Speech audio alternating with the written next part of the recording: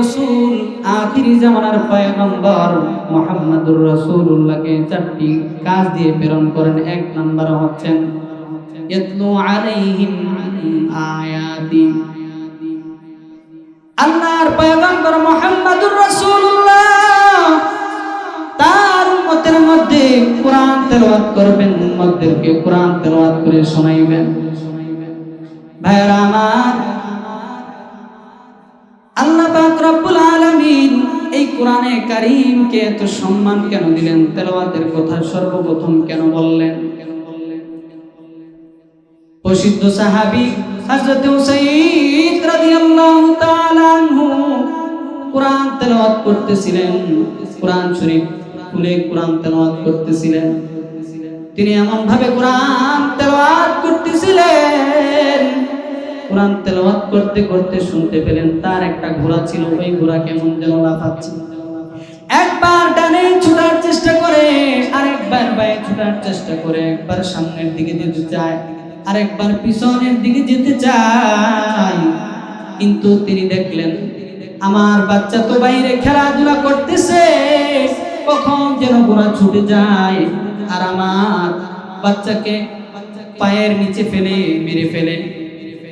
এই চিন্তায় তিনি কোরআন শরীফ বন্ধ করে চলে গেলেন। বাইরে গিয়ে দেখলেন আসমান থেকে কেমন যেন একটা কালো খণ্ড তার বাড়ির উপর রয়েছে। জোরে বলেন সুবহানাল্লাহ। তিনি কোরআন তেলাওয়াত করতেছিলেন, কোরআন তেলাওয়াতের মাঝখানে তিনি একটা ঘোড়ার শব্দ পেলেন। তার একটা ঘোড়া ছিল, ওই ঘোড়া লাফাচ্ছিল, কেমন যেন ছটফট করতেছিল।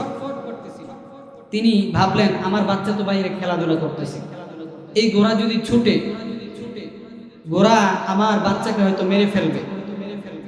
তো তাই তিনি বাইরে আসলেন। আসার পরে দেখলেন যে তার বাড়ির ছাদের উপরে একটা ছায়া, যার অনেকগুলো লাইট ছিল, মানে একটা আলোক উজ্জ্বল আসমানি তারকার মতো একটা আলোক উজ্জ্বল তার বাড়ির মধ্যে মেঘ ছায়া হয়ে দাঁড়িয়েছিল। তখন তিনি ভাবলেন এই বিষয়টা আমি রাসূলকে জানাই। তখন রাসূলের কাছে গেলেন, বললেন ইয়া রাসূলুল্লাহ, ইয়া হাবিবাল্লাহ, আমি তো গতকাল রাতে কোরআন তেলাওয়াত করতেছিলাম, তখন এমন এমন দেখলাম। আল্লাহর পয়গম্বর বললেন ও সাইয়্যিদ, তুমি যদি সারা রাত কোরআন তেলাওয়াত করতে, তুমি যদি ঘর থেকে বাহির না হতে, তাহলে ওই মেঘখণ্ড মদিনার সকল মানুষ দেখতে পেত। জোরে বলেন সুবহানাল্লাহ। আল্লাহ পাক এই কোরআনের মর্যাদা এত বাড়ায় দিবেন, এত বাড়ায় দিবেন। আল্লাহ পাক রব্বুল আলামিনের এই কালাম এত দামি। একবার আমাদের প্রসিদ্ধ কারি আব্দুল বাসের লন্ডনে একটা প্রোগ্রাম হইতেছিল। ওই প্রোগ্রামের মধ্যে সকল ধর্মগ্রন্থ থেকে 10 মিনিট করে তেলাওয়াত করবে। হিন্দু, বৌদ্ধ, খ্রিস্টান প্রত্যেকেরই তো একটা ধর্ম আছে, তাই তো? ওই ধর্ম থেকে 10 মিনিট, কয় মিনিট? এর 1 মিনিটও বেশি দেয় না। সব ধর্মের পাঠ শুরু হচ্ছে, এক একজন 10 মিনিট হলে একটা সুইচ টিপ দিচ্ছে, আর 10 মিনিট হলে বলে তোমার যে বাণী শেষ করো, তোমাদের ধর্মগ্রন্থের বাণী শেষ করো। কিন্তু যখন এই কারি সাহেবের কাছে আসলো, তিনি পজিশন নিতে নিতেই অনেক সময় লাগাই দিলেন। 1 মিনিট চলে গেল। মুসলমান তো খেপে গেলেন, কিরে ওনাকে 10 মিনিট সময় দিল, কিন্তু না, তিনি 1 মিনিট এমনিই ব্যয় করে দিলেন। তারপর আউযুবিল্লাহ বলতেছেন ভঙ্গিমায়, বিসমিল্লাহ বলতেছেন ভঙ্গিমায়।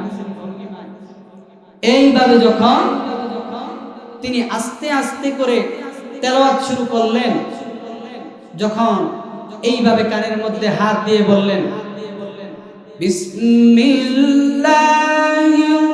রাহমানির রহিম,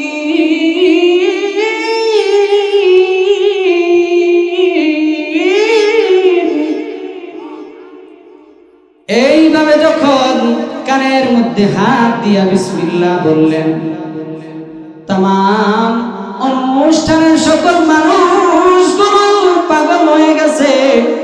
10 মিনিট যাইতে যাইতে 20 মিনিট চলে গেল, 30 মিনিট চলে গেল। এইভাবে তিনি 1 ঘন্টা তেলাওয়াত করলেন। যেই ব্যক্তির দায়িত্বে ছিল লাল সুইচ টিপ দিবে, তার হুঁশ নাই।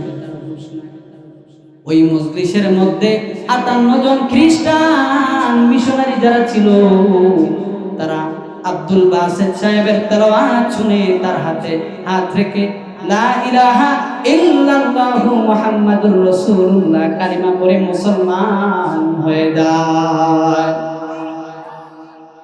আচ্ছা, দুনিয়ার কণ্ঠ এত সুন্দর,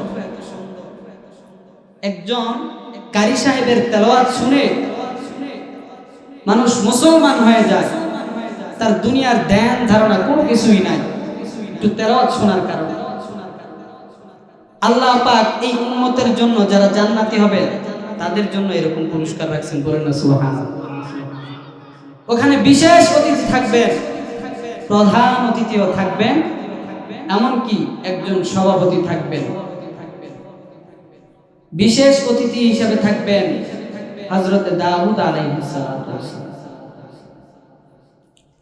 প্রধান বক্তা, প্রধান অতিথি হিসেবে থাকবেন আখিরি জামানার পয়গম্বর রাহমাতুল লিল আলামিন সাইয়্যিদুল মুরসালিন সাইয়্যিদুস সাকালাইন ইমামুল আম্বিয়া হযরত মুহাম্মদুর রাসূলুল্লাহ সাল্লাল্লাহু আলাইহি ওয়াসাল্লাম।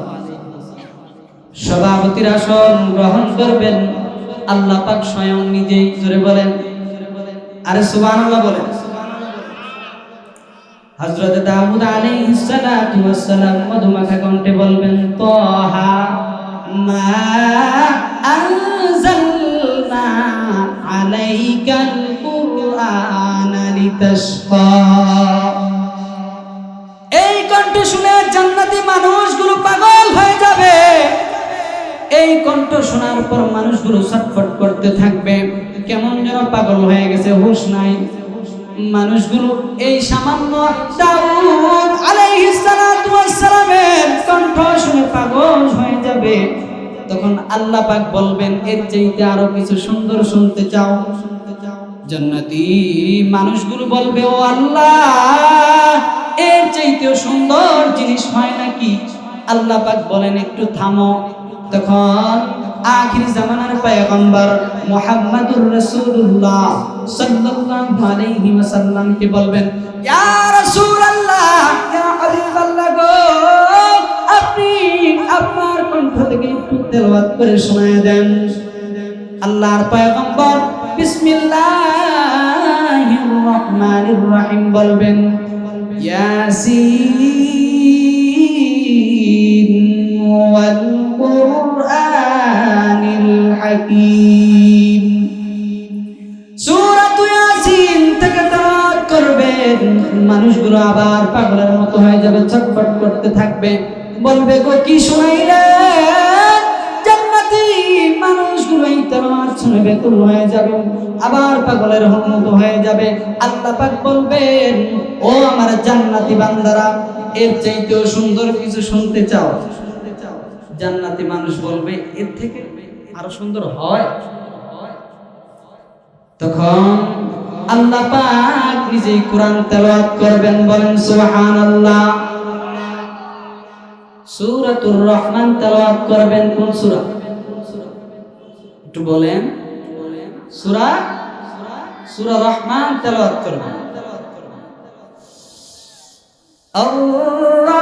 আর-রাহমানু আল্লামাল কুরআনা খালাকাল ইনসানা আল্লামাহুল বায়ান।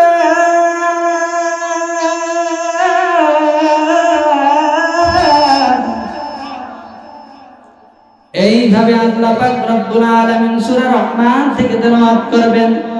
জান্নাতি মানুষ এবার আর কোনো হুঁশ নাই। আগে তো একটু হুঁশ ছিল, এখন আর হুঁশ নাই। এইভাবে কতদিন তেলাওয়াত করতে থাকবেন আল্লাহ পাক ভালো জানেন। তারপর তারা জান্নাতি মানুষগুলো কয়েক লক্ষ বছর বেহুঁশ হয়ে পড়ে থাকবে। তো ভাইয়েরা আমার, এই কোরআন তেলাওয়াত এত দামি জিনিস, কিন্তু আমাদের কাছে এটা দামি না। আমি যদি আজকে বলি যে আমাদের প্রত্যেকটা প্রয়োজনীয় জিনিস সবার কাছে আছে, কিন্তু এই দামি জিনিসটা আমাদের কারো কাছে না। দেখেন, আপনি তেলাওয়াত করতে পারেন আর না পারেন, আল্লাহ পাক আপনাকে বলবে, বান্দা তুমি চেষ্টা করেছো কি? আপনি যদি ভাবেন আমি তো ছোটবেলায় কোরআন তেলাওয়াত শিখতে পারি নাই, একটু চেষ্টা করি, আপনি যদি কোরআন শরীফ বুকে নিয়ে অঝরে কাঁদেন, আল্লাহ পাক বলবেন যে ফেরেশতারা বলবেন, আল্লাহ সে তো কোরআন তেলাওয়াত করতে পারে না, কিন্তু কোরআন তেলাওয়াত করার জন্য অনেক চেষ্টা করেছেন, অনেক মেহনত করেছেন।